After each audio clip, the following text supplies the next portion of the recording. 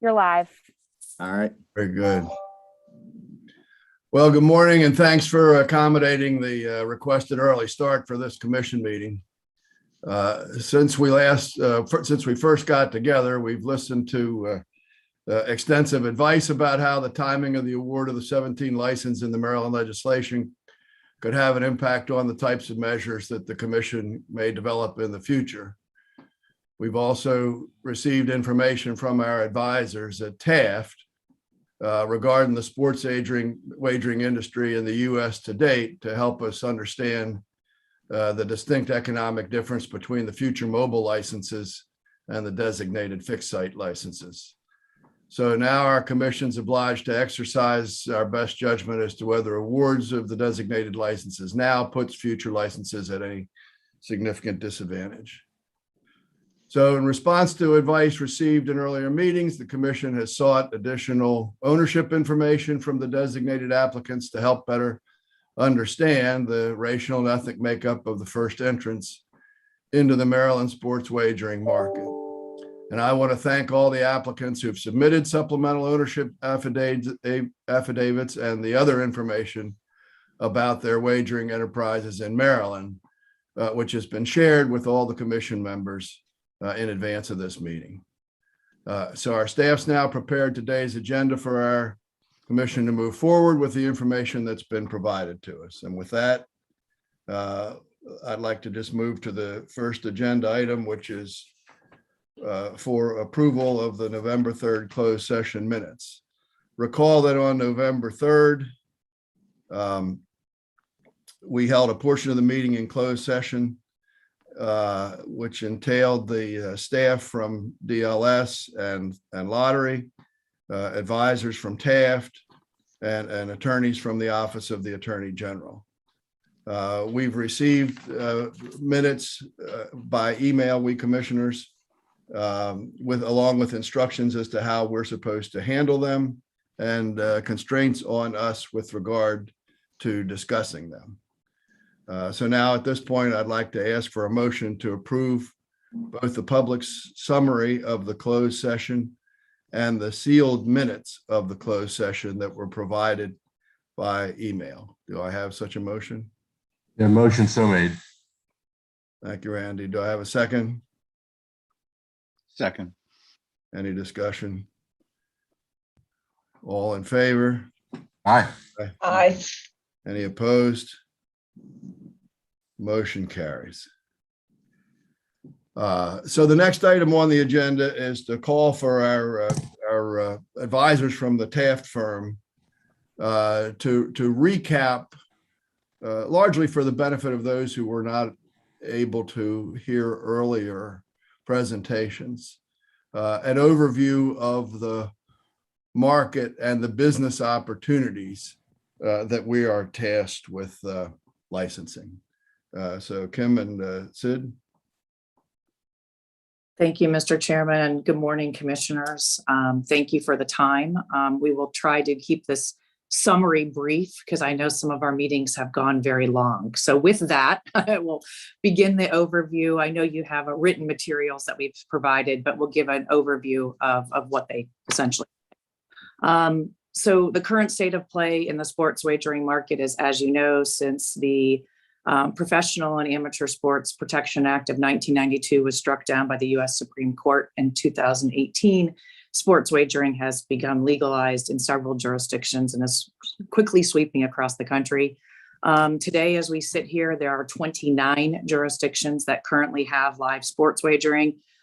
So we've got some information in some states to look to try not to reinvent the wheel here in Maryland. Interestingly enough, though, each of these 29 jurisdictions, it's 28 states plus the District of Columbia, have taken some different approaches to legalizing sports wagering. The three primary differences are in tax rate, the channels or the types of wagering that's authorized, and who's eligible to receive those sports wagering licenses. The important piece, I guess, from this is from those three things for us here is to focus on the type of wagering authorized. And of 17 of the 29 states that we've looked at, They've authorized both in-person and mobile wagering. So those are states that are obviously particularly relevant to us because that's what the Maryland statute has authorized. The other states have either authorized only mobile or only in-person wagering. Quickly, just so what we've seen is we haven't seen a lot of competitive bidding that we're tasked with here. So that's somewhat unique in the industry because most of the statutes thus far have tethered the issuance of licenses to designated entities. For example, casinos, racetracks, OTBs, and so forth that already exist in the jurisdiction. I do know the Maryland statute is similar in some respects because it has designated the 17 licenses that we've discussed, I think ad nauseum now, but nonetheless discussed. And so we do have some licenses that are in fact tethered to existing gambling facilities. But unlike what we've seen in other jurisdictions, Maryland is somewhat unique in that we have an additional 30 licenses that can be issued for in-person wagering. Those are the additional Class B licenses. We have a significant number of mobile licenses that could be authorized. I think I know there's up to 60 in the statute. We can discuss if 60 are needed or not. And also that we have here in Maryland, we've bifurcated the in-person and the mobile wagering, meaning that when you get a license, a designated license right now, it only authorizes in-person mobile wagering. And they could apply for a mobile license, but that's not necessarily guaranteed. So that's somewhat unique. And the last, I guess, uniqueness for us to face here is that we impose some exclusivity zones. So all of the Class A and Bs have a 1.5 mile radius restriction, that they're the exclusive in those zones. And of course, some of those radius restrictions for some of the Class A's go up to 15 miles. So those will be some unique challenges that we face. But we'll be looking to the other jurisdictions that are ahead of us to see if we can learn from that. One of the things we were asked about was to explain the differences between in-person wagering and mobile wagering and how those businesses are conducted and whether there's a significant difference between them, so much so that they would be deemed to be somewhat different markets. For years, as we know, sports wagering was only permitted to be done in the old-fashioned way of brick and mortar locations, most notably, going to the good old casino in Nevada or New Jersey and placing the wager. However, with the advent of internet and mobile applications, sports wagering has exploded online and through mobile phones and personal devices, far beyond these retail locations. We believe, or we've investigated these two different markets. While the whole market is, of course, the in-person and the mobile market, we believe that these are discrete market segments, and in fact, could be argued to be different markets altogether. The most notable differences between these two segments are the different betting experience that a bettor has in going to these markets. An example of that is betting options, the types of sports you can bet on, the types of wagers you can place. Most often, a much more varied opportunities are permitted by the mobile applications than they are in retail applications. Also, from a bettor perspective, if I'm going to do a mobile wager, I can quickly access a whole bunch of sites on my phone or my personal tablet, my iPad, or something to find the best odds, the best lines. Obviously, if I'm in person, I'm limited to what's offered at where I am standing. There's also, it's argued that in-person wagering is somewhat more expensive than online or mobile wagering. And that's because of the time it takes me to travel to the in-person location, any transportation, gas expenses, parking, and so forth. And clearly, mobile provides a much more convenient market. You can bet, 24 hours a day, 7 days a week, 365 days a year. There's also different in how you can make deposits to place the wagers. For example, mobile wagering often offers much more ways to fund accounts, where in-person is often relegated to cash or sometimes major credit cards. I understand not here in Maryland, that is not authorized, but I guess debit cards could be used. So the last difference from a bettor perspective is obviously customer support. For those who are not mobile savvy, sometimes having the in-person ability to talk to somebody or talk to a human is much greater benefits to us. Not only is there a different experience for the bettor, but there are also, because of these different experiences, we see in the market a different type of bettor or demographic that's between these two markets. We often see in the mobile market might be more of a deliberate bettor, someone who intentionally, is sophisticated and maybe often, may even wager more frequently because they're accessing a whole bunch of different lines and a little bit more savvy about the wagers. The retail market we find is more of an in-the-moment bettor, someone who might be watching a sports bar or participating, with a group of friends, and there's some camaraderie and you're engaged in the moment and maybe be willing to make a wager. We also find that there's different systems and equipment that are used in the two different markets, so making them also different. But the largest difference that we see is the disparity in the handle, which is the amount that is wagered, and the revenue earned in each market segment. What we are seeing in the jurisdictions that have both mobile and in-person wagering is that when mobile wagering comes online, we're seeing almost 80 to 95% of all sports wagering be conducted by the mobile application versus in-person wagering. For example, in New Jersey, which is currently the largest sports betting market in the United States, in calendar year 2020, we've seen mobile wagering account for over 90% of all sports wagering revenue and handle. We also have seen that continue for the first 9 months. We have data for 2021, just because 2020 is a COVID year. So to make sure we're still seeing that trend, I can confirm that we are. The first 9 months of 2021, we've seen that continuing with over 90% of revenues and handle coming from the mobile market. Similar statistics we see in major markets like Pennsylvania, Illinois, Indiana, and Colorado. So based on those distinctions between the markets, the better experience, the types of equipment, the types of wagers, and the significant disparity in revenue and handle, we believe that they are in fact discrete markets. We've also been asked to discuss if the in-person licenses that we're discussing now, the designated 17, are issued, and that at a later date, mobile wagering comes online, and these same 17 are granted a mobile license. Would they have a meaningful advantage in the market because they've had a jump start, so to say, in the market? At first blush, we all thought, well, there must be some sort of benefit because they're the first in the market. And so there's a chance to have customer databases or customer loyalty built up in some of those types of situations.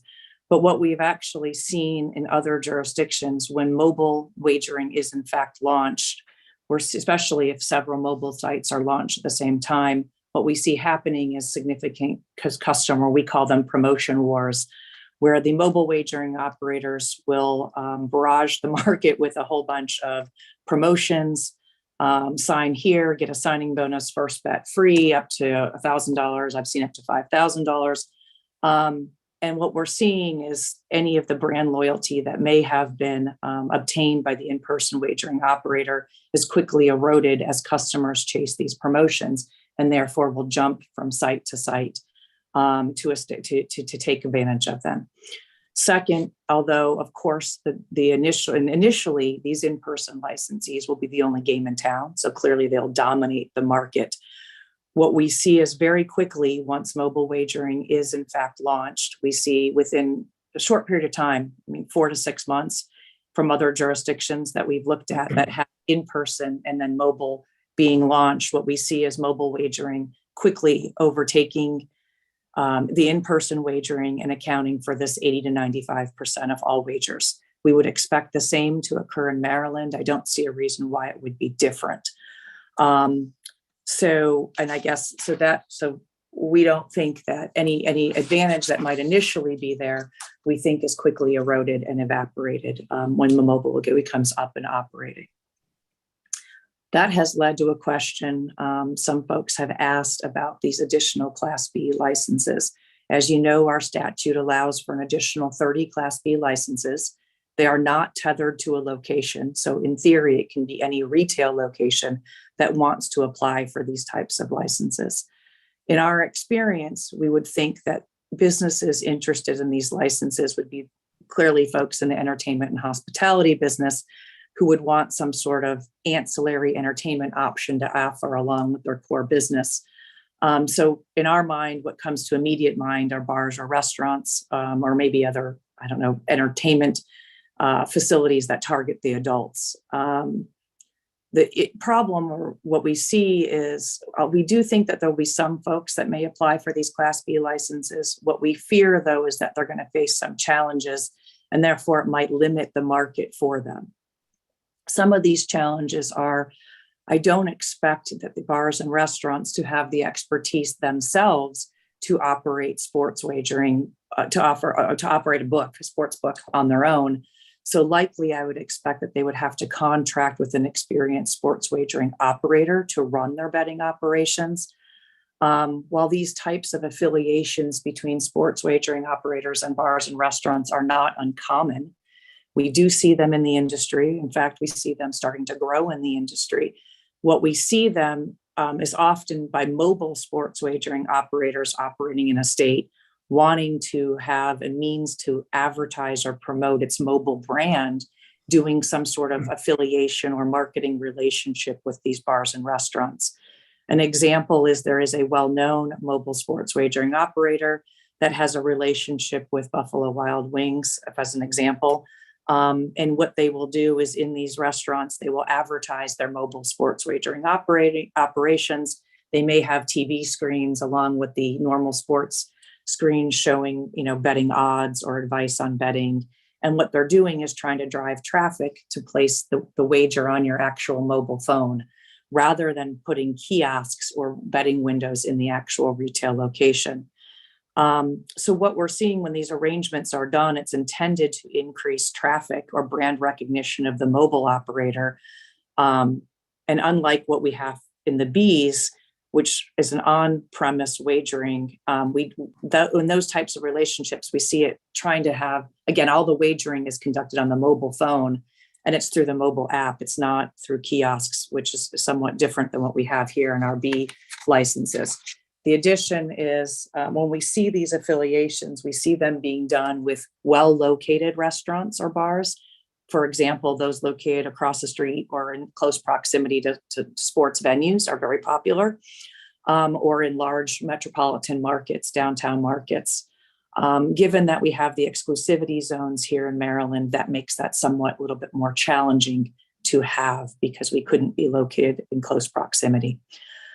As we've also discussed, there is a revenue potential, but it is much more limited for in-person than it is for mobile wagering. We've discussed that already, so I won't continue on that. As we know, most often we would expect the mobile wagering to have, run the day or rule the day, so to say. The third challenge for the Class B licenses, and I don't want to hide, is that there are significant startup costs. Sports wagering is certainly a highly regulated industry. It should be. We need to maintain the integrity of wagering in the state of Maryland.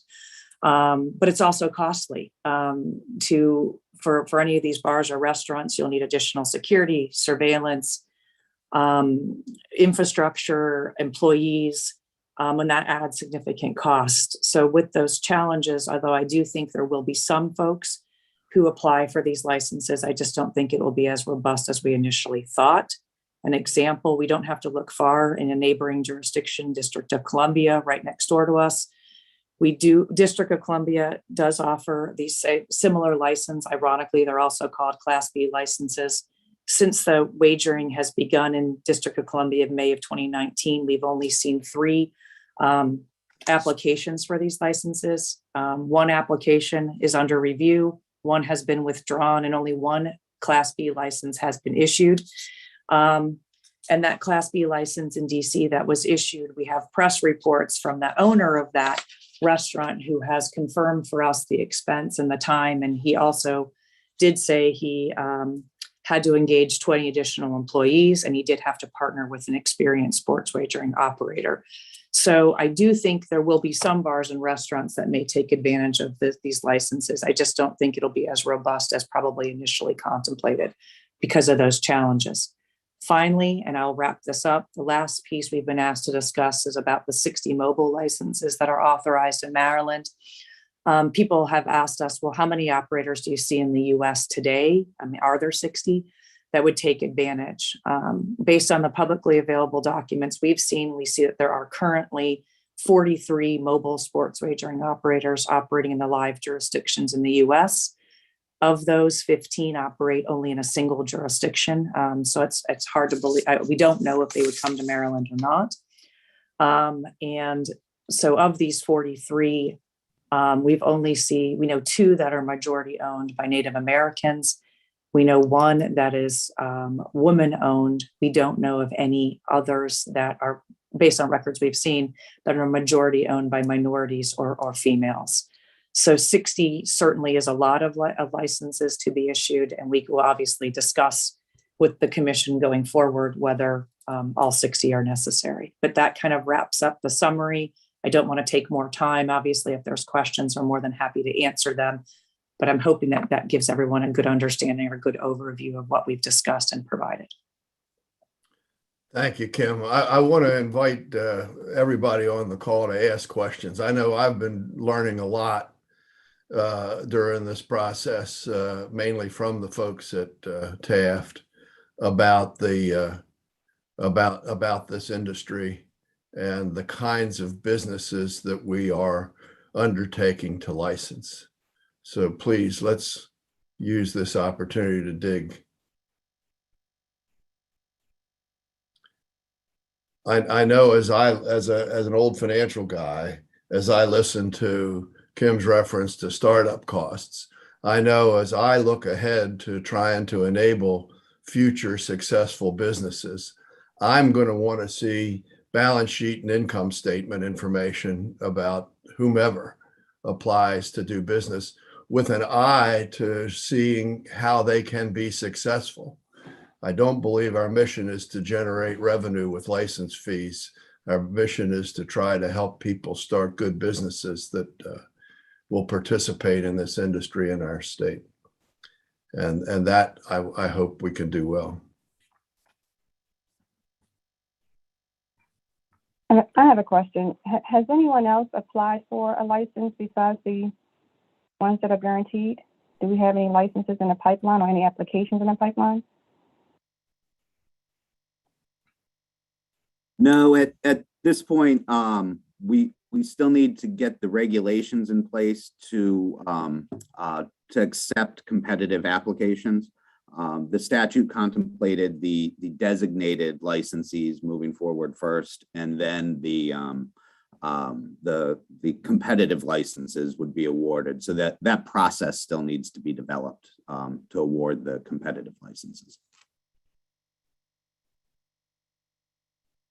I don't know if, did you understand? I thought she was asking a different question. Are there any, I thought she was asking, was there any firms now that have applied for a license, or minority firms that have applied for a license that are not part of the 5 licenses that we're considering at this point? Is there any minority firms that have applied for any license? Yes. Of the 17, yes. And many of them are going through the review process. Lottery guys, you want to touch that, please? Sure. Can you share how many firms are going through that process at this point of the 17? I believe 13 or 14 of the applicants have started their applications. I believe besides the 5 casinos that you have approved, I believe we have received 4 or 5 applications that we were looking at. So we are moving forward with the ones you haven't approved, and they will be brought forth to you in the next several months. Again, little, you guys are confusing me. I thought she was referring to whether or not any of those applicants are minority applicants or women-owned businesses that are moving forward now for approval. I believe Yes. the riverboat is minority owned. Long Shots is minority owned. And there's one other OTB that has partial minority owned.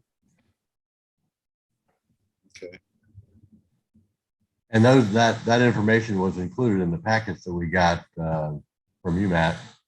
That we got. That you're about to touch on next, I think. Yeah, I think if we move to the next item, Before you have, finish, I had a question I wanted to ask Kim, if she doesn't mind. There are, she indicated there was startup costs, security, surveillance, employees, but there's also startup costs would be the amount of money in reserve and bonding and the licensing fee too, right? Is that correct? That's correct. Okay. And one last question had to do with, we talked about the many benefits or advantages when you were talking about the initial. So we have these new companies that are coming into existence on the mobile side. So they're going to offer packages that that will cause some people to jump from one mobile to another mobile, right? Right. So I mean, here we have these new companies. They're going to have something that's going to be an incentive for them to get new customers from people that may be out there using other mobiles. Agreed? Well, you're going to get, this is Sid, you're going to get two wars going on. You're going to get the mobile operators that come on that will offer large promotions first to offset the initial advantage that the designated licensees have. And we've touched on that. In some states like Illinois, the revenue ends up being 95.5 after maybe 4 months of competition.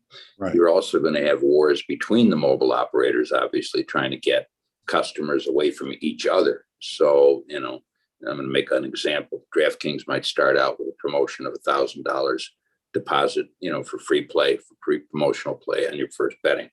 It would not be unusual to see another mobile operator come in and say, I like you having $1,000. I'm going to give you $1,100.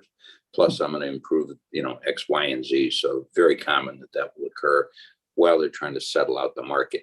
Because as you'll see in the written report later, the big companies, the great big ones, the DraftKings, the FanDuels, they control a huge chunk of the market. And it is believed generally that the reason they control that huge chunk of the market is they have a lot of money to acquire customers through promotional advertising and the like, and branding and the like. So they end up controlling a huge chunk of the market in many places. In many jurisdictions, those two alone control 67% of the market. So yes, the point there'll be I'm a lot trying of to work. make, the point I'm trying to make is that a lot of these bars and restaurants that may be starting up with mobile or Class B, they're not going to be able to be competitive, sustainable over a long period of time when they're trying to operate and against the casinos and the racetracks. I mean, they're just not going to have the resources to sustain that over a long period of time. Would you agree with that? For the most part, yeah, I'm sure that there's going to be an exception to everything in life. There's always an exception of some sort, but the vast majority are going to have a difficult time competing, number one. And number two, their margins are going to be a lot lower than the others. All right, thank you. I would point out, Isn't it more likely that a potential mobile operator of the 60 will partner with one of the big 8 because they've got the knowledge, they've got the resources, they control 60% of the market anyway. So they would be more than likely providing an affinity skin for their own sub-market. Isn't that an opportunity? Clearly, and that's what, other than stealing my thunder, because I was supposed to make those remarks at the end of the agenda. I'm sorry. Yes, that's exactly what's going to happen. And I think the role of the state is that, we've looked at several things here. we're working on a comprehensive plan on how best to deploy the two channels of sports betting effectively, the mobile, and the additional Class Bs. When you look at the mobile, 60 mobile licenses, frankly, is probably more than the state can carry, than is warranted and the like. Indiana, which is a huge state, has 48 potential licenses, mobile licenses, and those have not all been picked up. So we're sort of devaluing those licenses, making them so readily available. Anybody can pick one up. So we should be looking at, first, do we want to restrict the number of licenses that are handed out, or at least not hand them all out in one fell swoop? It makes them more valuable, makes them more competitive, makes people want those licenses more. The second issue is that our preliminary conclusion is that the additional Class B licenses it's not going to be a robust applicant pool for those. They're expensive to set up in the first place. They require a tremendous amount of capital. When you're operating, you need audited financial statements, you need security, you need a $500,000 reserve sitting there to offset any bets that you have to pay out, et cetera. It's pretty expensive for the typical, bar, restaurant, and the like. Are there the potential for a couple of them working? Sure. But what we think is going to happen, obviously, is, as you said, Randy, the additional Class Bs will only become successful if they hook up with the mobile operators, who will give them both the expertise and the financial wherewithal to get by. The operator, in our belief, has to be incented to do that. I think that's where the state steps in. Basically, it says, I'm going to figure out a method for these Class B licenses to be issued that is at least in some way related to them fulfilling the goal of the Sports Wagering Act of, racial, ethnic, and gender diversity, by saying, I'm going to make it up. You get points in your application if you do that. You are faster to get to market. You're one of the first batch that goes to market rather than a later batch, or maybe no batch at all, if you've hooked up with an additional Class B licensee. So we think that's the more elegant solution to the issue. You get the Class Bs actually up and running with the expertise of the mobile operator, and they'll have some sort of revenue sharing arrangement where the additional Class B licensee is going to make money, going to be successful, and going to have a long-term future. So I think that's what we're going to be recommending to the commission, and then embarking on a licensing process that will fulfill that goal through that mechanic of hooking up together. So in that scenario, you would need 2 licenses, and a Class B and a mobile license holder. Is that correct? Yes. Yes. Could I have some clarification? It was said that we have some of the 70 remaining 11 or 12 possible licenses.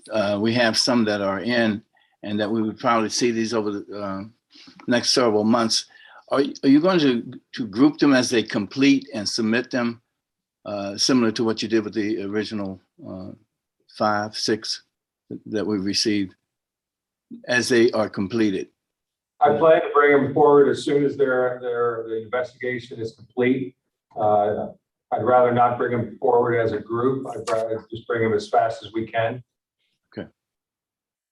And from the lottery side, we have set aside additional dates to meet, to deal with this as quickly as possible. And as soon as they're released, we'll set a date. And if they're approved, Tom, you'll get my letter. And I will convene our group as quickly as I can to keep those things moving.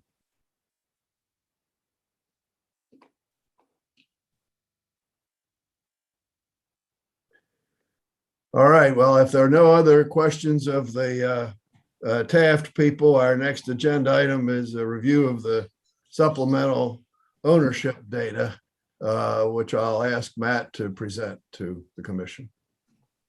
Thank you, Mr. Chair.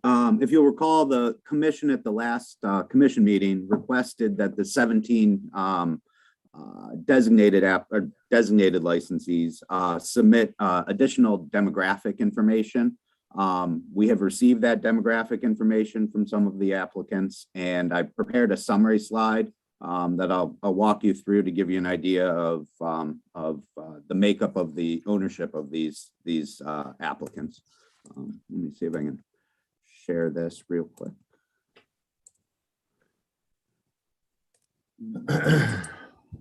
And so here we have the slide. So we received information from 11 of the 17 applicants. 2 of the applicants are 100% non-minority male owned. One of the applicants is a nonprofit. 2 of the entities are majority female owned. One of them is 100% female owned. And 2 of the entities have some female ownership. One of the entities is owned by 3 individuals who identify as minority. And so that entity is 100% minority owned. And then 4 of the entities are partially owned by publicly traded companies, which complicates tracing back the demographics of ownership. But all 4 entities do have some form of minority ownership or female ownership. So that's the information that we received, and just a quick slide as far as the demographics of those companies go. If there aren't any questions, I will move on to the next agenda item. Go ahead, Matt. Question. You say 2 of them applications are 100% owned by non-minority males. Those aren't part of the 5 initial applications, are they? No, they are not.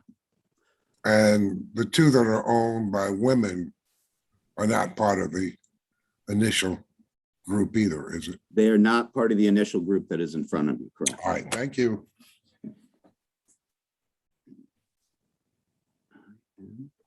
So we're moving on I have now a question. to, I'm sorry, I just want to make sure I understand. So is there like a metric schedule, a matrix that tells you the status of how far along they are in the process of the application? Because broken up by this group, like in these categories, so say you're saying the 2 applications that are non-minority males, where are they in the application process for the licenses?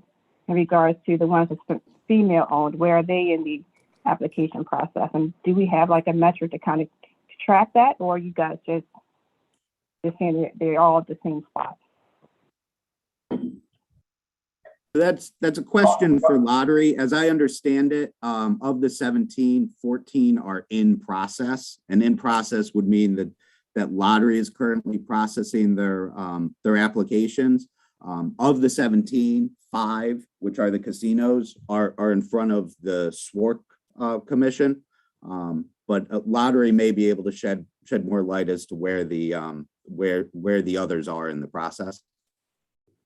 I believe we received the 2 applications you're interested in. But unfortunately, I don't track the applications by the minority ownership. Over the last 11 years, I've tried to avoid looking at who owns the corporation or who owns the company, and just evaluate them on their merits and not on who they are or what their backgrounds are. I can get that information for you, but I don't have it on the top of my head. May I ask just a little bit differently? Certainly, we don't want you tracking by that. We do want you to track by the merit. But what I think my colleague is asking of the time frame to understand when those who are in process at this point, where they could be, notwithstanding Matthew sharing the demographics of each of those that are still in play. Do we have any that are imminently that we can expect to convene again to discuss their approval beyond these 5? Are they further down the line in terms of where we could be in the next few months? So I'm not looking per se at a detailed standing of where each one of them are. I'm trying to figure out how far do we have to go before any of them come back to us again. I don't think it's appropriate to be left with thinking it could be a couple of months, it could be a few months, it could be more months. I'd like to know where they are enough in that process to know how imminent it will be before we revisit this again. Yes, ma'am. One minority-owned business, I believe we will have brought forward within the month. And one of the female-owned, I'm hoping also to have within a month. And then the second female would probably be within possibly 2 months. Perfect. Thank you.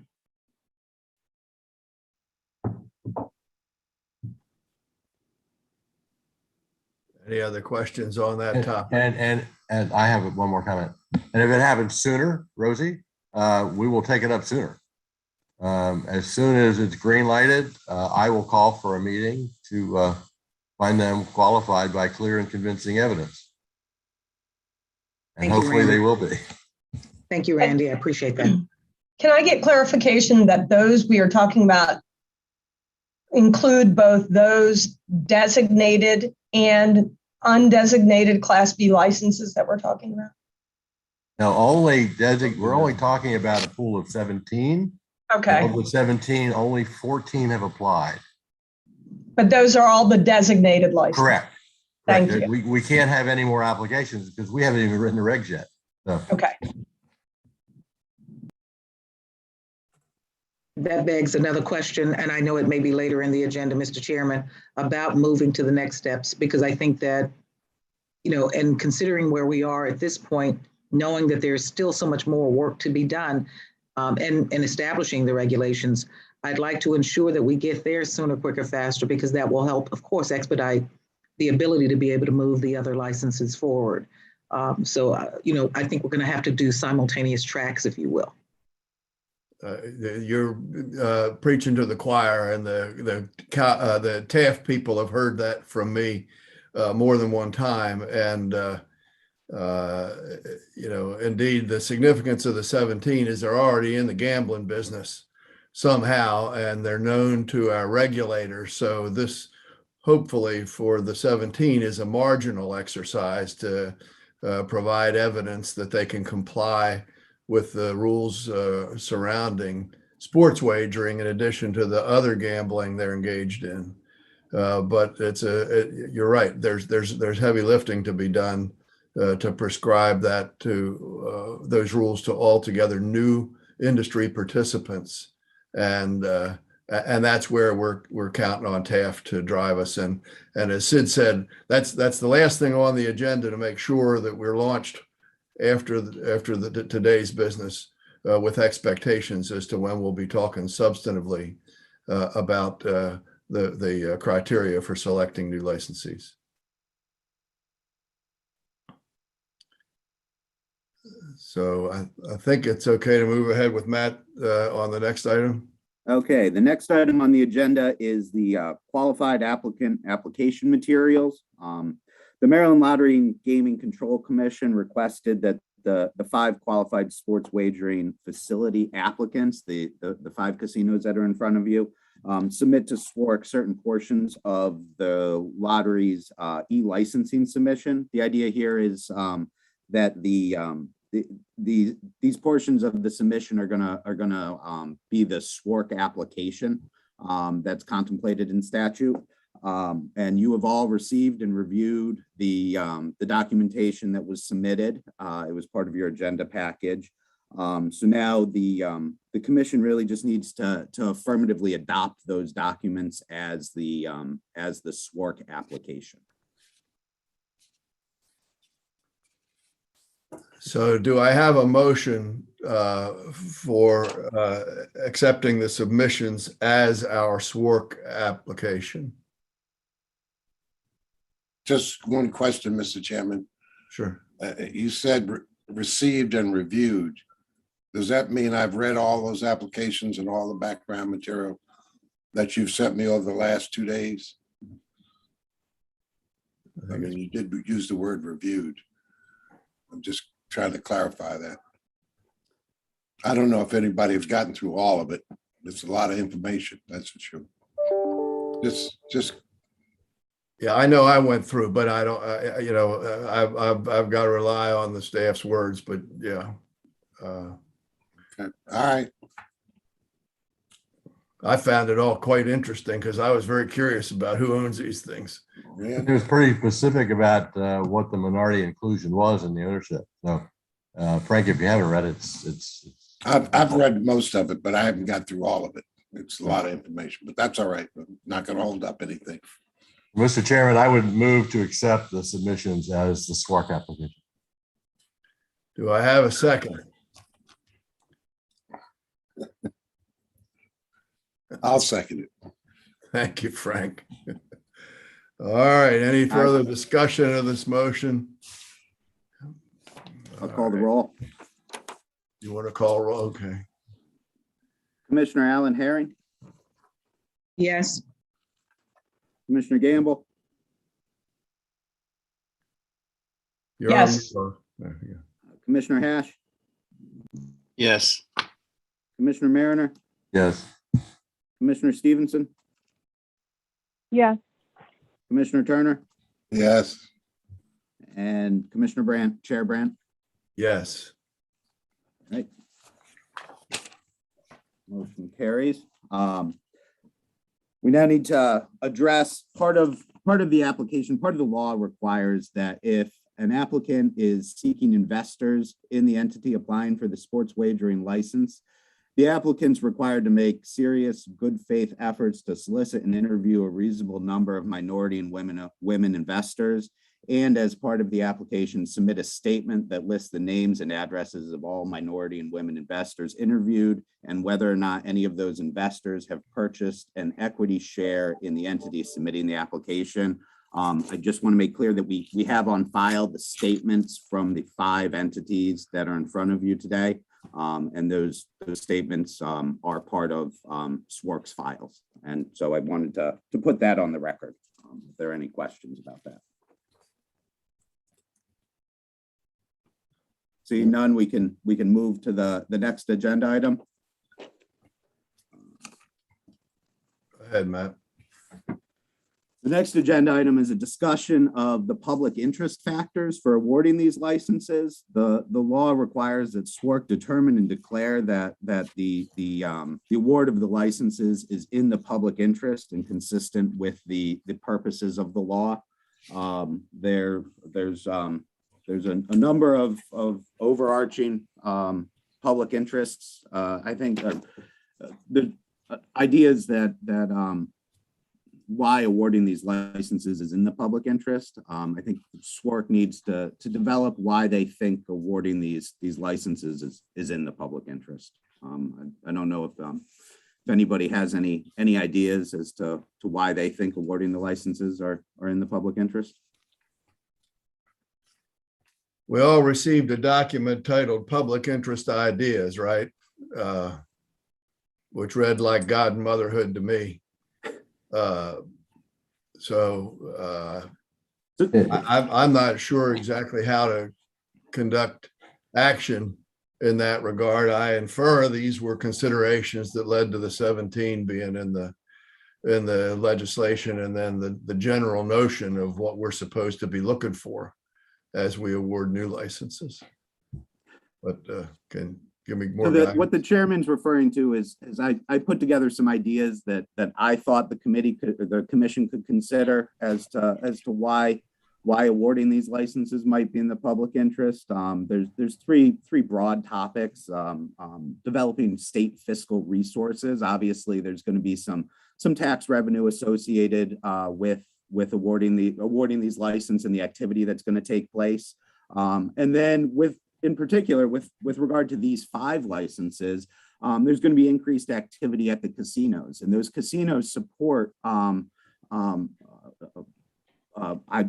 programs within the state that are beneficial. They support the casino revenue in general goes to support the Maryland Education Trust Fund. Local aid goes back to the counties where the casinos are located. There's a small minority and women-owned business program, women-owned businesses program that receives a share of the revenue from the casino money, and then horse racing. The purses are propped up by a share of the VLT revenues. And then the second item that I identified was economic development and other opportunities. The sports books that are going to be built out at the casinos are going to require significant capital investment. And as we've heard, I think in media reports, the casinos are going to have to hire additional jobs. By my count, it's over 100 jobs are going to be created because of just these licenses that are being contemplated here. And then in the future, any other sports books are gonna require additional jobs and additional capital investment in the state. So I think the award may cause some economic development and other types of opportunities. And then the third idea that I came up with was regulating an otherwise unregulated black market. We know this activity is taking place, whether people are going out of state or going offshore. And so there is a consumer protection element here to offer this activity here in the state. Maryland Lottery is gonna oversee it and make sure that we don't have any bad actors out there right now for individuals who are participating in this activity. With the offshore books, there is no recourse, there is no oversight entity. So Lottery is gonna oversee that. And again, one of the things that the General Assembly was concerned with and specifically wrote in the law is regulating what I call distasteful betting options. So it was specific in the law that we're not going to allow betting on things like injuries, penalties, the outcome of disciplinary rulings. And by bringing this into a regulated market, you can control the types of activities that are being wagered on. And again, that's going to be Lottery's responsibility to make sure these activities aren't taking place. But obviously the General Assembly saw that as something to specify in statute. So that was another idea that it might be in the public interest. And then the third benefit of having a regulated market is the integrity of sports in general. There's a mechanism in law for contacting the leagues when there might be negative betting activity and cheating is what we're talking about here. And so there will be oversight that you didn't have when the activity was illegal and taking place in offshore books. And so those were the three ideas that I was going to offer up to the committee or the commission for why it might be in the public interest for awarding these licenses. Mr. Chairman, last night we all received a letter from the Prince George's County Council. They opined that clearly they believe it's in the public interest. And I assume that all the other local jurisdictions would feel the same way because they all benefit from the participation of at least the 5 casinos that we're talking about. And I noticed that you did not, I agree with all of what you said, certainly economic development and local impact and education and so forth and so on. But when we talk about public interest, do we at all need to look at the language in this where they talk about the intent of what SWAC was set up to do, at least from the point of view of the ability of minority and women-owned businesses to participate in sports wagering industry through ownership. How do we get over that threshold if that's also a public intent in which the legislature specifically put language in? Either they don't put intent language in a bill, not in a bill, but they don't put intent language, or they're vague or it's there pretty specific, which I think is pretty specific here. How do we get over that hurdle? It's pretty specific for the B's and the C's. It's, the 17 named entities are the 17 named entities.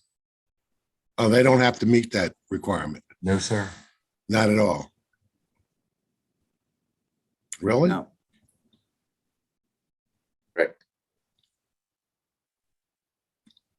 Oh, okay. They don't have any.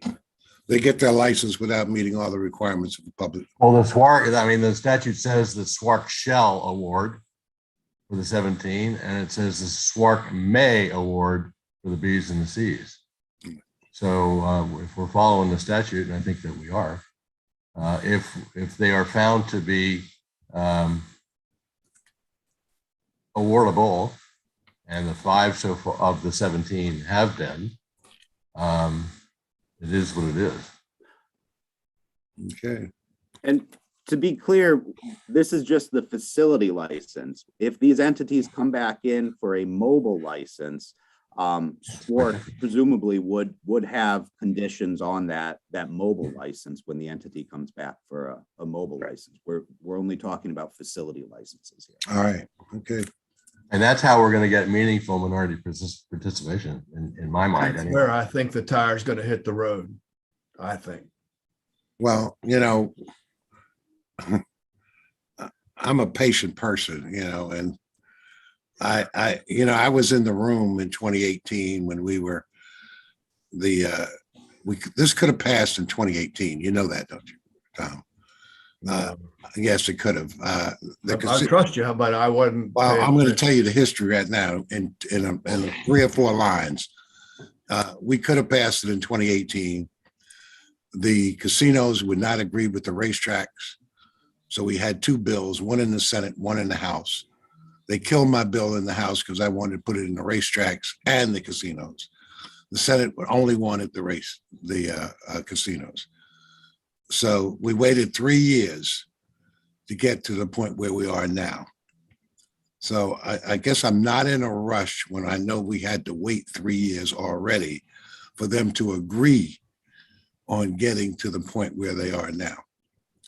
I just want to make that as, you know, I do have a little institutional knowledge, and I thought I would give it out now. All right. Thanks, Frank. So one of the things that we did not mention is when this went to referendum, I think it was a 67% favorable vote, which kind of speaks to the public interest as well. Mm-hmm. Does the commission have the authority to request that the designated 17 report on their minority and female business spends in the state of Maryland on a regular basis? Lottery can chime in here because they do regulate. Of the 5 that are in front of us, the lottery does regulate their activities as a casino, and I believe lottery gets those reports annually as to the amount of minority contracting those entities are doing and the amount of minority hires and women hires that they have in their workforce. Correct, James, Matt. can you confirm that? Correct, Matt.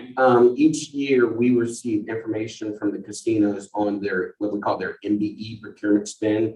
We set a participation goal for them. So that's reported annually to the General Assembly and to the presiding officers. There's similar language in this bill, HB 940, for the sports wagering entities. So we'll be reporting that information on a yearly basis as well. Is that actually Maryland MBE spend, or is that total to the company? Because some of the publications, it's not very clear. That's so what we've looked at in the past are entities that are what they call MDOT certified by the Maryland Department of Transportation. So as long as those entities are MBE certified, that will count towards their spend and to their ultimate goal. Okay, thank you. And Laura, every year I send a letter to the governor and the presiding officers with a report. Thank you. Okay. So the next step is the commission needs to affirmatively declare that the award of these licenses is going to be in the public interest. The statute requires that.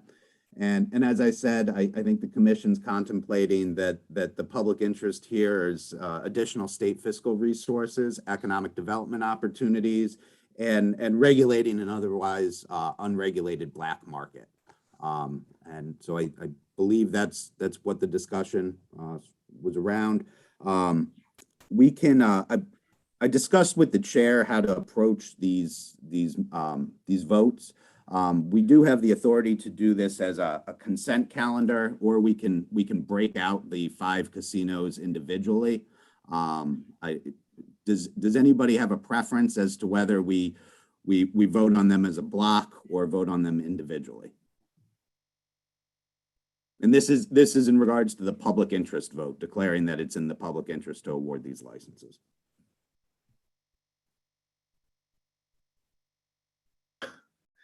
I guess I have a question. If we vote now that it's in the public interest, or is that leading up to saying why we won't, should we vote to give them their license? I guess, should we also discuss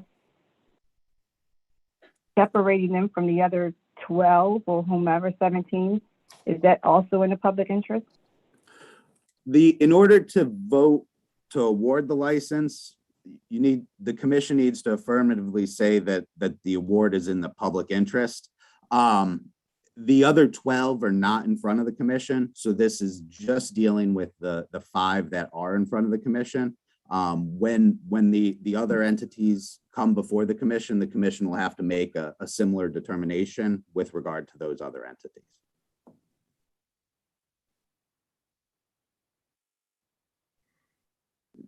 Did that answer the question? Yeah, I understood that. I guess, is it up to the commission to determine how and when they vote on the public interest of these, for these particular casinos? Yes, it is up to the commission to determine when and how they want to vote on the public interest determination. But the public interest determination does need to be made before any award can happen. Well, I would Mr. Chairman, I would suggest we like to do it make as a a motion. block. Excuse me. Laura, I interrupted you. Sorry. That's okay. I just said I would suggest that we do it as a block. I see no reason to do them individually. Thank you, Laura. Well, hearing that, Mr. Chairman, I would make a motion to determine that the 5 in front of us Mr. declare Stanton. that the award of the sports wagering facility license to the 5 is in the public interest, consistent with the purposes of Title IX, Subtitle 1E of the state government article. And David, I think David had a comment. I think maybe we want to hear from council here. Yeah, I mean, I just want to clarify for the record, the public interest inquiry, just that there's not that consideration of diversity in the sports wagering industry can be relevant to the public interest inquiry here, including achieving diversity with the award of the competitive licenses. So to the extent there is any concern that an award or moving forward with awards now would impact SWARC's ability to achieve diversity with respect to the competitive licenses, I think reading the statute, that would be a relevant public interest inquiry. I just wanted to clarify that for the record. And if, I think if members want to have any further discussion on that, it's probably a matter that we'd want to go into closed session for. We'll just leave it at that.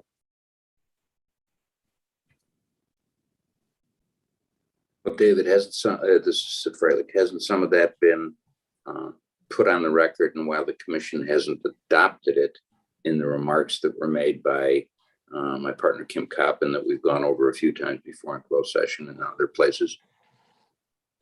Well, yeah. My concern here was just that the public record there. I think there were some statements that suggested that was not the case, and I just wanted to clarify that.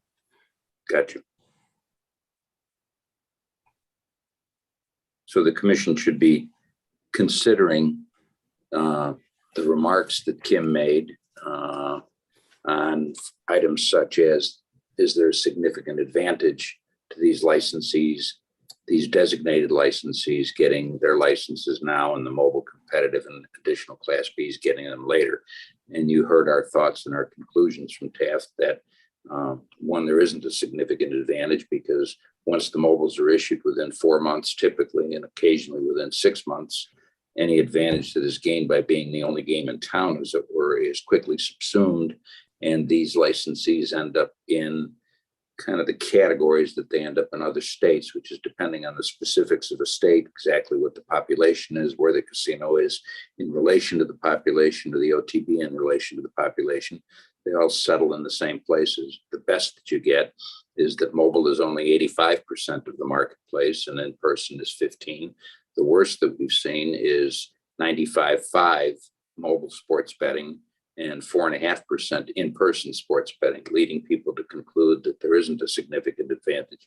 So I think it would behoove the commission to consider indicating to the record, as it were, that the minority and female and racial ethnic diversity that we're seeking was considered as part of this meeting and discussed in prior meetings, and that that's part of the public interest record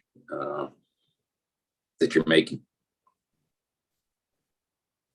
Thank So you. Randy, I think if you could. So, Toss that in. Mr. Chairman, I have a motion. Do I? That's made. So is there a second to Randy's motion?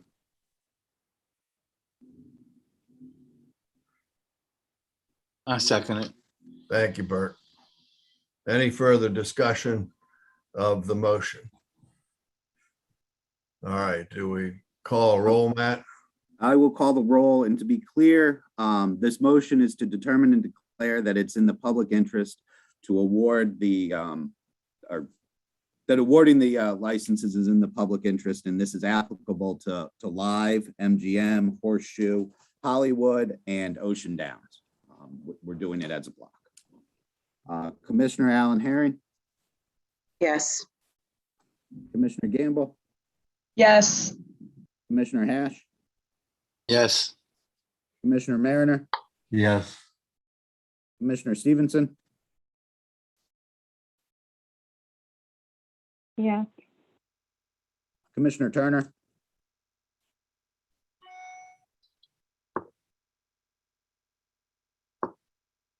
Commissioner Frank? Turner, Yes. Commissioner Chair Brandt. Yes. Motion carries, and I will fill in the voting record identical for all five potential, or all five applicants. Thank you. Now we will move to agenda item 7. And this is just to make the commission aware, the statute contemplates anybody who receives a license entering into a memorandum of understanding with the commission, and that MOU requires that whenever a company does make attempts to raise capital in the future, the company is going to be required to make serious good faith efforts to interview minority and women-owned investors in those future attempts to raise capital. And the Department of Legislative Services is going to receive any reports when that occurs, and will be able to enforce that MOU moving forward. So any attempts by these five entities to raise capital in the future will require them to interview minority and women-owned and investors as part of that activity. And so any award of the license is going to be subject to these five entities entering into that MOU. So Matt, this will be required for all awards, correct? The Bs and the Cs? Correct. Going forward, everybody's on the same length. Correct. Anybody who's awarded a license, that award is going to be subject to them entering into the MOU with the commission. Thank you. So Second. are there any questions? There isn't any action required No. to be taken on the MOU. Thank you. I think that's very significant as we proceed with what we're trying to fulfill here. All right, Matt. And now, item 8 is consideration of the award of the sports wagering facility licenses. We've accomplished all the procedural requirements in order to award those licenses. Again, unless somebody has a reason to pull one of the licensees out in consideration of time, I would suggest that we consider them as a block and award them the same way you considered the public interest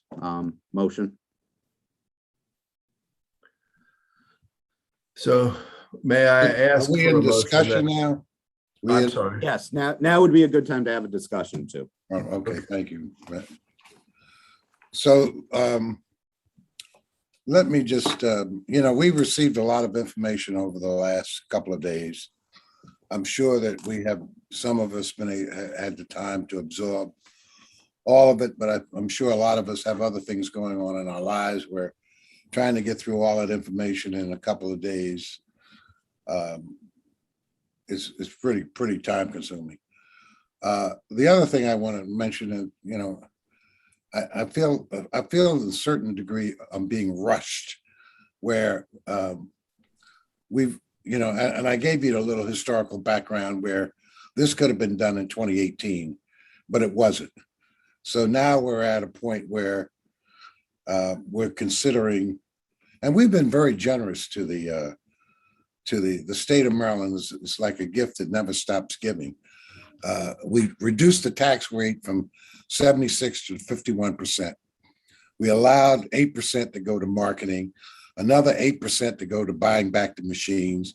We reduced the amount on table games. We didn't turn around and opened up poker games. We allowed the casinos to buy back to buy the state machines. I think we've been really generous over the years to the casino industry and to gaming. I don't think there's anything else I put down here. Nope, I think that's about it. So we've been pretty generous over the years, and I feel like right now that we're moving to make this decision, and we really should at least give some of those other companies an opportunity to be part of this decision-making process that have not completed their application. Another couple of months on top of since 2018, when we first considered this bill, it's not a lot of time. I mean, I just feel like, when you look at the overall picture, it's really been a long road to carry, and we don't want to do something that might hurt an opportunity for another small business. That's about all I have to say.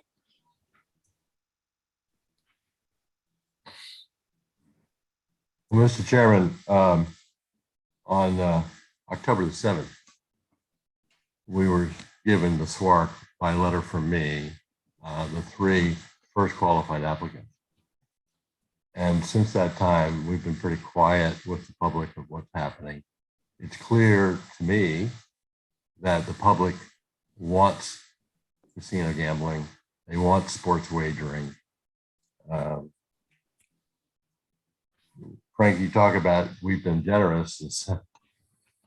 If my math is right, last year, gambling in Maryland generated $3.4 billion in overall spending, and then the state netted $1.3 billion. That's 38%, which is a pretty big number. And it's gone to great causes, and we don't need to rehash all of that. I think that it's our duty to do the job. We every day that we don't pass people that we have found to be qualified, the state of Maryland is losing revenue because those gamblers are going to West Virginia, Pennsylvania, Delaware, DC, and not only doing sports wagering, but while they're there, they're spending money at casinos. So I think it's time for us to get these 5 done, and as quickly as we can get the next 2, 3, 4, however many, we'll get that done as quickly as we possibly can. I know that the lottery guys are working around the clock to try and make this equitable and do it quickly. But it's a lot of work.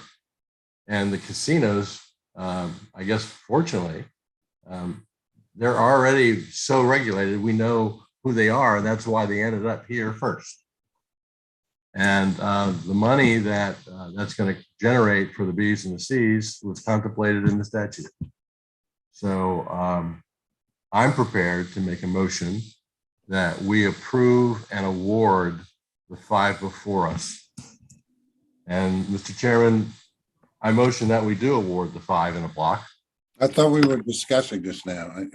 You finished. Nobody else has anything else to say? Hey, look, you can, after I make the motion, we can still discuss it. Okay, all right. Yeah. I thought that was the sequence. We get the motion on the table and then discuss. That's Okay, no one trying to. that's fine. That's No, fine. You're right. typically that's the way it works. You're right. You're right. No argument.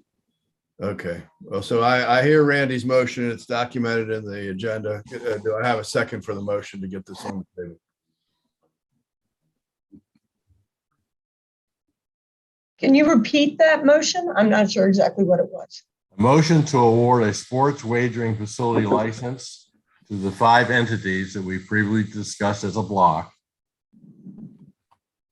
subject to the applicant entering into the MOU required under 9-1E-15-12 I2. state government article. I think I read that properly. Thank you. So I need a second to Randy's motion in order to proceed to discussion. Second. Thank you, Rosie. So we have a motion and a second. Now discussion, further discussion.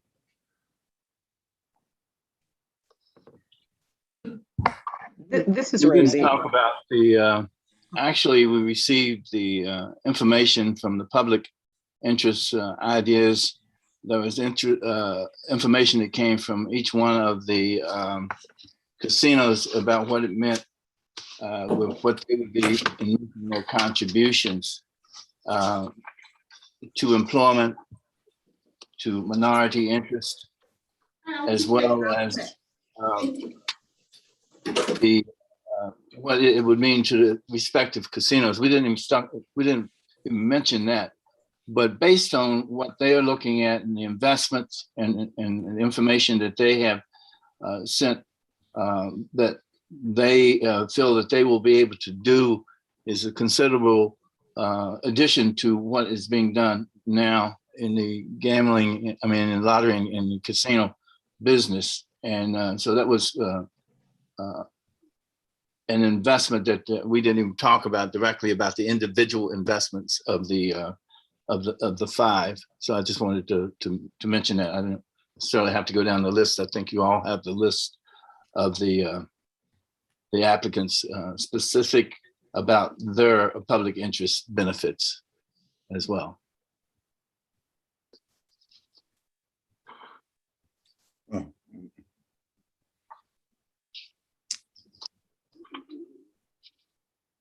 Any further discussion, comments, questions? This is Rosie. My comment is simply, I hear all of my colleagues' perspectives, and while it's certainly not ideal that we find ourselves in this moment with the legislation somewhat guaranteeing a particular group access to these licenses, but of course we have the governance responsibility of ensuring equity and getting the counsel from the legal authorities here that instructs us that we must, bring this to mind. I'm troubled that we don't have more minority interest at the ready. But what troubles me more, quite honestly, is that I'm not certain where the pipeline is, because the challenge before us is we delay, and we delay for what? We delay to potentially find out that maybe someone could be in the pipeline at a later time, while of course there is great interest in being able to move these forward, and there is opportunity for the state and for the public good. The challenge before us is we have to take a risk, for lack of a better term, of trying to determine whether or not we follow the guidelines that have been outlined for us. Certainly respect what these 5 who have taken the time to answer even our additional questions have done. but still hold accountable the effort for significant minority and women-owned interest in these remaining licenses. And I'd like to see, honestly, the conversation around how do we get there sooner, quicker, faster, to ensure that there is potentially not another delay, but that we don't miss the opportunity for any other entities to be able to take advantage of this. Rosie, let me just say this. I mean, I like your sooner, quicker, faster. But you know, the casinos, they could have had this bill in 2018. Now we're going to rush to judgment after they took 3 years in fighting among themselves to decide whether or not we're going to put it at the racetracks or whether we're going to put it at the casinos. It took them 3 years to get there. The only thing we're asking is for give us a little bit more time so that some of these minority and women-owned businesses can catch up and they can be start at the same starting point, because we don't ever seem to start at the same starting point that everybody else does. And then we get left behind, just like we did with the cannabis. We got left behind. And that's what I'm trying to avoid this time. And that's the only reason why I want to hold it up. I don't have anything personally against the casinos or the racetracks. I like going there. They're fun. You know, I don't spend too much money there, but I like going. But I mean, you know, just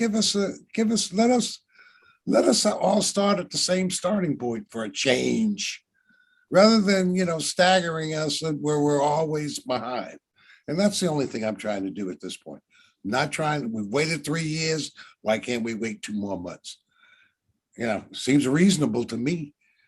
I mean, I didn't tell these casinos to invest in rooms and have people on hold to start employment. We didn't tell them that. You know, we told them that that they could have done this. They could have been up and running in 2018, 2019, that is. But they chose not to do it. But now they want to push on the other end and say, okay, you know, you've got to do this now. I have trouble with that, because it's always, you know, a staggered starting line. All right, I'm done talking. From my perspective, based on what we've heard in terms of where the vast majority of the dollars get spent in this industry, ultimately in mobile, I personally think it would be best for the commission to be able to spend time figuring out how we're going to get minority and female participation in the mobile side, and whatever that needs to happen for that to be an equal playing field. Because to me, that sounds, based on the information we've heard, where the best participation, where the best opportunity for ownership and wealth building for the female and minority business owner to occur. And I'm not sure I can tell you right now how we encourage that. And I think I would really like the commission to spend time doing that. Agreed. That is where I have a question, so maybe I'm confused, and pardon me for being a little bit confused. So I know that in front of the lottery right now are additional applicants, and in that pool, there was minorities, women-owned in that pool, and those applicants seems to be for the same application already granted to the 5 companies we're talking about today. And in public interest, in my mind, if we're looking at it from a diversity perspective, if we want to do block voting, it would behoove us, and maybe be in our better interest, if for no other reason, for perception only, to wait until some of those other applicants are been done vetted by the lottery commission. So when they come into our commission, we now have a more diverse population, and we're approving licenses at the same time.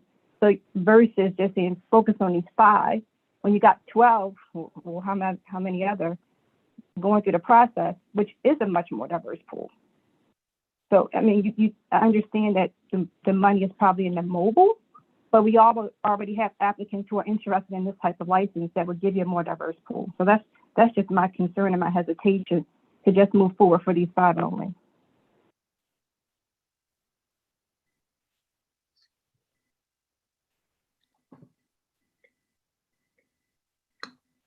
one of the things, this is Sid, one of the things I point out is that one, these licenses are being dealt with as they come in. So some of these license applications came in at a later date, not much later, but a month later.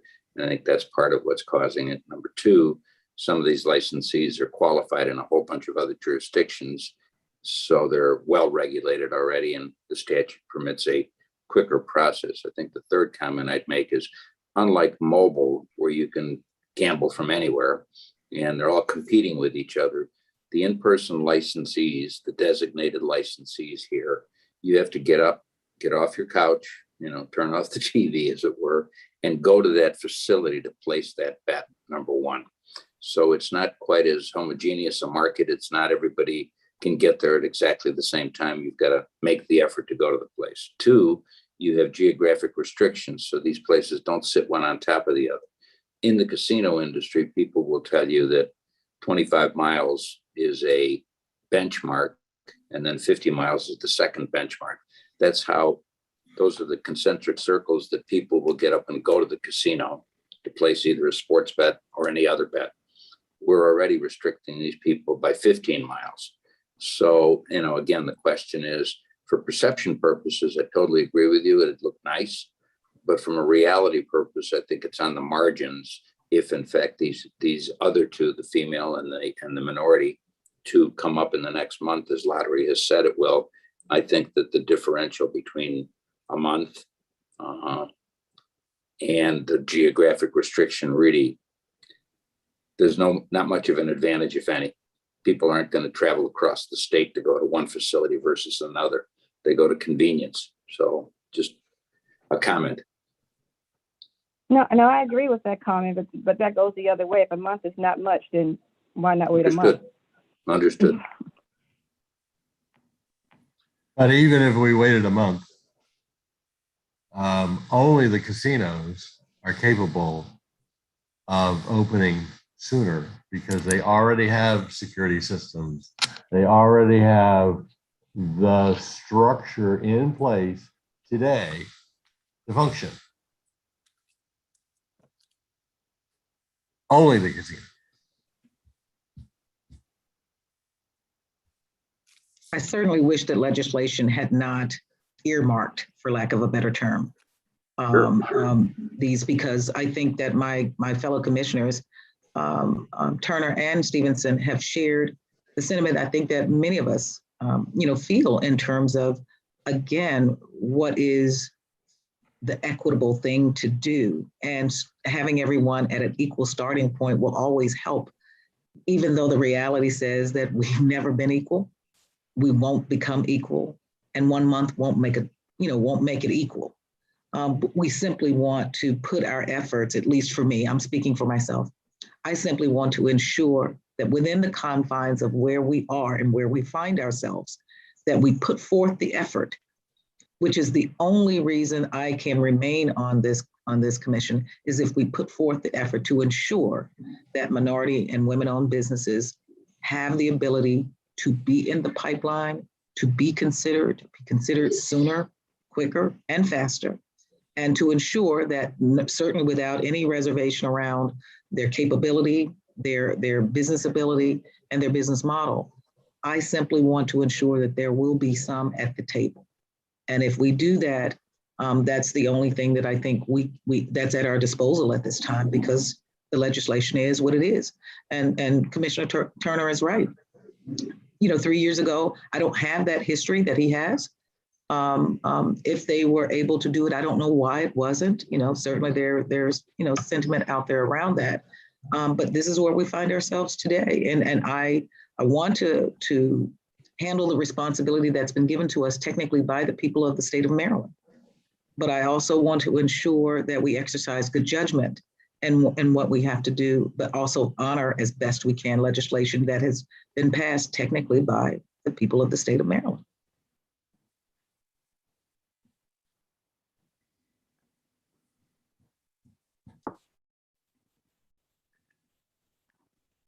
Mr. Chairman, I'm going to call for the question.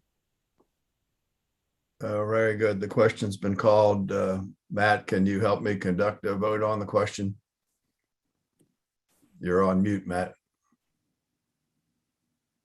Just to recap, this is a motion to award the sports wagering facility licenses to the 5 entities in front of the commission, and that award is going to be subject to those entities returning the memorandum of understanding that we discussed in the previous agenda item. Commissioner Allen Herring, Yes. Commissioner Gamble,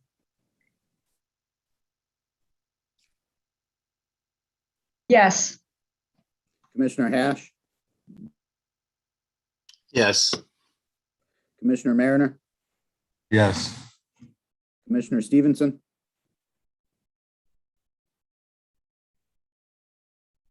Can I say no, not at this time? Commissioner Turner, No, but let me explain my vote. Go ahead, Frank. I'm not opposed to awarding the casinos, the 5 casinos, their license. I only want to be, from my perspective, historically and correct, and also to be thoughtful of those firms that have applied for a license. And I would hope that we could have done this before the end of the year, where all of another group would be in part of the 5 licenses that we are now considering.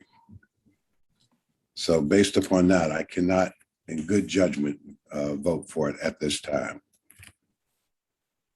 Thanks, Frank. Chair Brandt. Yes. Okay, the motion carries. Just to be clear on next steps, George and I will send out the MOU to the entities that were awarded the license. When that MOU comes back, George has prepared a decision document memorializing the decision, and that will be signed by the chair and returned to lottery for next steps in the issuance of the licenses. All right, I believe we're now at item 9 on our agenda. And this is the moving forward line.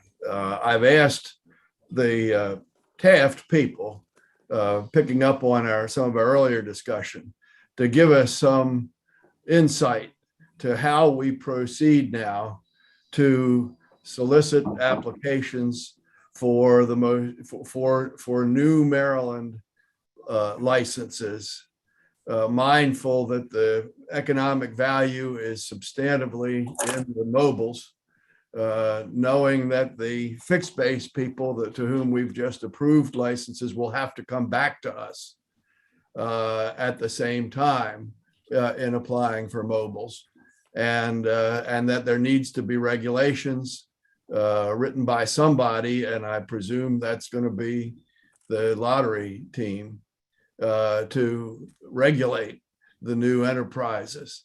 So this is where we really can start doing something. And I know this has been a long meeting, but I think Kim and Sid may have some useful insights to what we do next. Kim, you're on mute. As I said earlier, I think we're going to be recommending to the commission that not all 60 licenses are issued, and certainly not all 60 licenses are issued at the same time. 1, 2, we're going to, as part of the application process, and I view this conversation that we're having with the public as kind of the beginning of the application process, advising the mobile operators that are going to be bidding on these licenses that we want to see, active minority participation, active female participation, and to plug into their equation how they can hook up with and become the sports operator for the additional Class B licenses. Apropos the comment we had earlier, which is that they're probably difficult for most people to apply for them on their own. So I think advising the public that that's the direction that the commission is going to be taking, presumably in a more formal method in the not too distant future, they should commence that process. Class B potential applicants should start standing up and saying, I'm here. And mobile applicants or intended mobile applicants should start figuring out how to bring in minority participation, female participation in the ownership role of these entities, and also be looking at the additional Class B licensees as partners for a in-person additional, Class B license. That can be accomplished. It's been done to some extent in other states, particularly been done in casino applications to other states. So some of these people will be familiar with it. It's been done in Illinois. It's been done in Indiana and other locations. So our charge, as I understand it, is to work both, on helping on these applications that are before the commission in terms of the designated licenses and trying to make sure that the data that is received is reviewed and the like, and at the same time push for the mobiles and the additional Class Bs within this context that I've just recommended. So I think that's the overall game plan. And quick is I've heard from every one of the commissioners, quick and fast is the buzzword here, and that we're supposed to comply with that ASAP. And just so these details don't get lost, I just want to remind everybody that with respect to the competitive license awards and any race conscious or gender conscious decisions in connection or factors in connection with those awards, that all hinges on a disparity study, the updated disparity study. And it's also really important that that SWORC consider race neutral measures as well, and that it start looking at those immediately if it hasn't already been doing that. So I just wanted to remind everybody of that. This is Mike Schaller. If I could just jump in on the TAF firm. I would think that as a first step, while other things are going on in the background, that the commission have a discussion, excuse me, around the goals that they hope to achieve in this next phase of the license applications.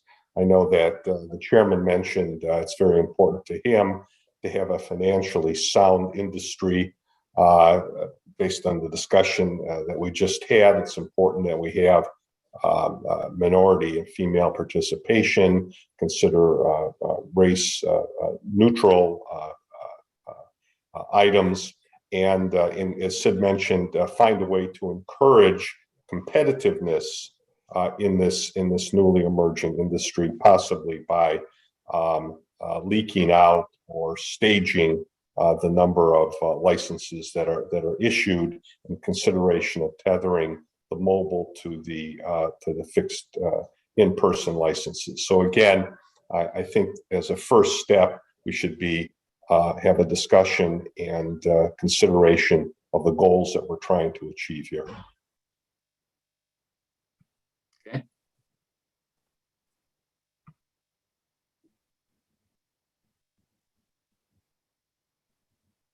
Well, I'll have to figure out how we do that, but I don't want to drag this out any longer than we need to.